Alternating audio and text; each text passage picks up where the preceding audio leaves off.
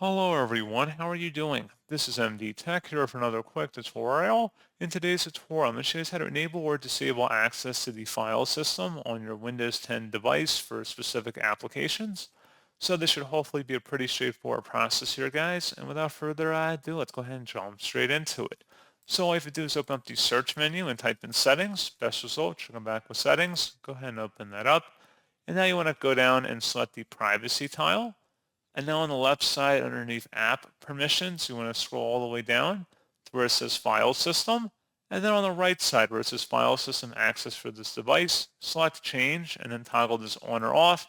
And then you can also adjust different applications below that can access your file system as well. And that's pretty much it.